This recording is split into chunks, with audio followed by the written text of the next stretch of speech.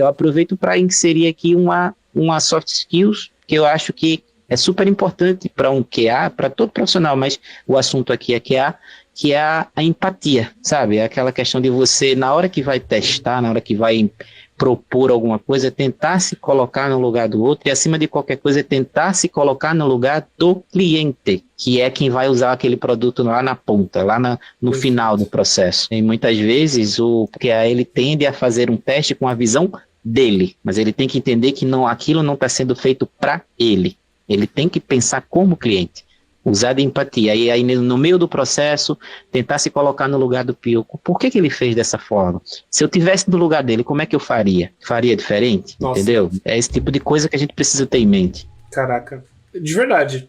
Nem sei mais o que falar, pô. Ótimo, excepcional, eu concordo com cada palavra. Tem muita coisa.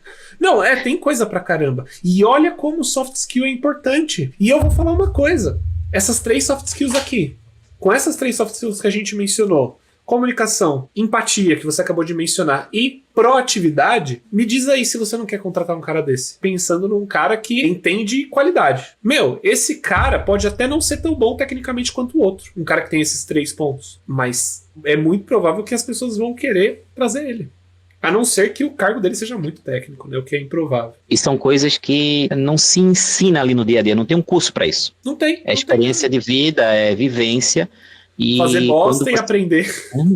Quando você olha, a qualidade, no final das contas, é uma cultura, né? Então, para ser implementada. E é preciso ter muito essa consciência, não é da noite para o dia.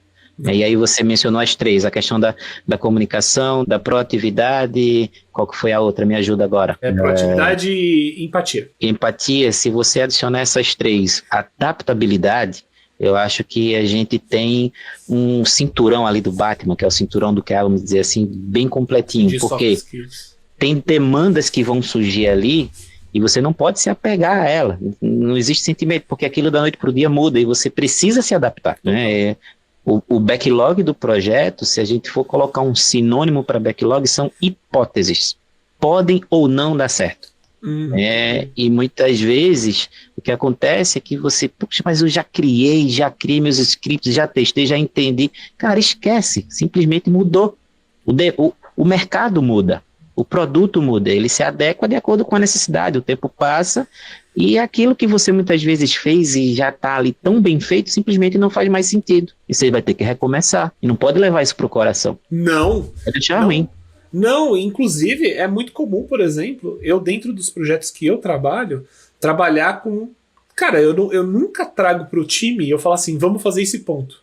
A não ser que seja algo muito específico. Mas normalmente eu vou trazer pro time, galera, temos aqui esse caminho. Olha como que esse caminho pode ser feito. Como que a gente pode começar a pivotar para esse caminho de uma forma lenta? Porque a gente não quer assustar os devs, a gente não quer assustar o time. Não quer passar por cima de ninguém. Então, ter esse tato, né? Que você falou, qual que era a última soft skill que você mencionou? Adaptabilidade. É conseguir se adaptar. Exatamente. De acordo com a necessidade. Exato. E você só tem adaptabilidade se você tem boa comunicação. Porque você só consegue se adaptar se você entende o que o outro tá passando. E você só entende o que o outro tá passando se você se comunicar e você ter empatia. Exatamente. Uma coisa puxa a outra. E, galera, eu vou falar uma coisa. É muito complicado quando você entra num time, quando você vê que o cara não tá ali pra jogar em time. Eu já cheguei a entrar, e eu tô falando aqui mais, tipo, já aconteceu com o QA, mas eu vou mencionar aí desenvolvedor.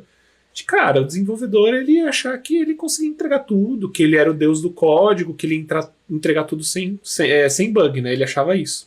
Tanto é que ele estava trabalhando esse desenvolvedor em específico, ele era um especialista na empresa que eu trabalhava, e ele estava produzindo um projeto sozinho, certo? Um projeto do zero, sozinho, tanto front quanto back. Cara, ninguém tava verificando. Esse cara, ele era meio que um especialista / principal engineer, só que ele tinha soft skills horríveis, ele era péssimo em comunicação. E aí colocaram ele nesse projeto sozinho por causa disso. Só que na hora que isso aconteceu, eu lembro que tava eu e meu chefe lá, que era QA também, eu falei assim, ferrou, esse cara vai fazer muita merda, porque ele tá sozinho, velho. Quem que tá vendo o que tá fazendo? E não tô falando que você tem que ficar de babado, dev. Mas o problema é que é um problema complexo pra resolver, é um sistema, galera. As primeiras 1000 linhas de código, 2000 linhas de código é maravilha. Depois começa a virar um Frankenstein aquilo ali, depois pra voltar atrás é complicado. E adivinha qual que era o problema que a gente encontrou nesse projeto? Olha o problema. Era um e-commerce que ele tinha feito, um e-commerce simples, que vendia, tipo, Era uma landing page que ia para um checkout. Era isso, ok? E ele decidiu fazer tudo do zero. O checkout. Sabe quem que falava para o sistema quanto que o cara tinha que pagar? Qual que era o valor do produto? O front-end. A regra estava lá. O front-end passava para a API qual que era o valor do produto no post, na hora de fazer uma compra. Se eu quisesse comprar de graça, era só colocar ali na request 000. Segurança zero, né? Agora, me diz, se você como QA visse isso, você acha que isso ia passar? Tipo, pode até ser que sim, né, dependendo do processo, mas isso daí é algo super simples diria até de arquitetura de projeto, cara. Você não pode fazer isso em nenhuma questão. Imagina um cara que é principal developer, né? O cara que devia ser o melhor desenvolvedor da empresa. Imagina essa questão. E olha como a falta das soft skills fez com que esse cara ele meio que se isolou dos times e fez com que entregasse um produto que tinha um problema grave desse jeito. Porque um e-commerce na qual você pode passar o valor que você quer pagar, na minha cabeça, não faz sentido nenhum. E porque o cara não tinha soft skills para trabalhar com mais pessoas lá. É complicado, cara. Bem complicado. É como você falou, não é que ele precisasse de babá, ninguém precisa, mas... Exato. Poxa, aí é o sentido do time. Você ter alguém para ter um pensamento crítico, que eu diria que é uma qualidade que também precisa ter um QA ali bem apurado, para mostrar para você quais são os pontos positivos e negativos do que você está entregando. E não é chegar dizendo que está errado. Olha, você fez isso aqui, está funcionando. Mas será que não dava para fazer diferente?